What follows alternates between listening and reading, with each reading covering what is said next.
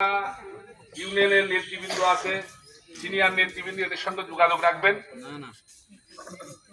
এবং জাতীয়তাবাদী দল আবু ভাইয়ের হাত শক্তিশালী করার লক্ষ্যে, আলী নেওয়াজ মাহমুদ খোয়েমের হাত শক্তিশালী করার লক্ষ্যে, খায়রুল আলম বকুল ভাইয়ের হাতকে শক্তিশালী করার লক্ষ্যে, জিল্লু ভাই জাকির ভাইয়ের হাতকে শক্তিশালী করার লক্ষ্যে, মাঝবাড়ি ইউনিয়ন যুবদল শক্তিশালী করার লক্ষ্যে আমাদের এই অনুষ্ঠান।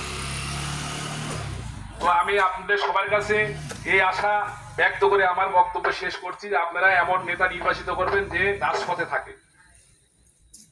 এই বলে আমি আমার বক্তব্য শেষ করছি। বাংলাদেশ জিন্দাবাদ, জাতীয়তাবাদী দল জিন্দাবাদ, বেগম খালেদা জিয়া জিন্দাবাদ।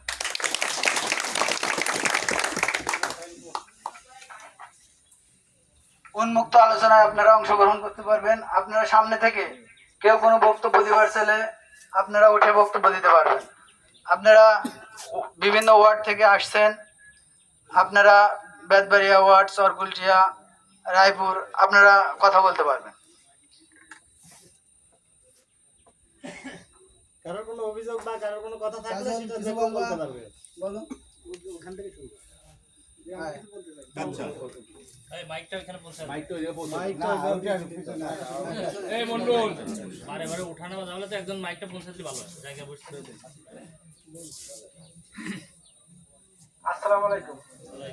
আসলেও বক্তব্যের এই মন্ডল এই যে জায়গা জায়গা আছে, এই আনিস অনেক শোষণের ভিতর ছিলাম, এদিকে আসো। তাও আমাদের পাও স্লিপ করতে দেয় নাই। এই আনিস ভাই এসো, বসো। যাতে ভবিষ্যতে আমাদের দল সুন্দরভাবে পরিচালিত হয় সেই লক্ষ্যে যাতে আমরা কাজ করতে পারি, এই জন্য সবার কাছে দোয়া চাচ্ছি। আর যারা এর বিরোধী করে আপনারা বুঝাবেন, কিন্তু ধন্যবাদ কাজলকে তার সুন্দর মতামত দেওয়ার জন্য। সাদ্দাম, নাও করে না, আমি একজন আয় আয় কিছু বল। আয় আয় আয় আয়।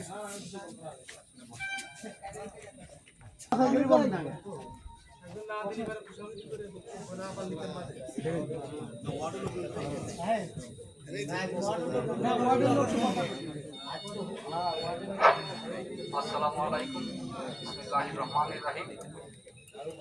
আজ মাঝবাড়ির বিভিন্ন ওয়ার্ডের যুব দলের কর্মীবৃন্দ উপস্থিত আছেন, বিভিন্ন এলাকার মান্যগণ্য ব্যক্তি, সবার প্রতি আমার সালাম রইল। আপনারা জানেন আজ বিগত 16 থেকে 17 বছর এই বিএনপি নির্যাতিত হচ্ছে।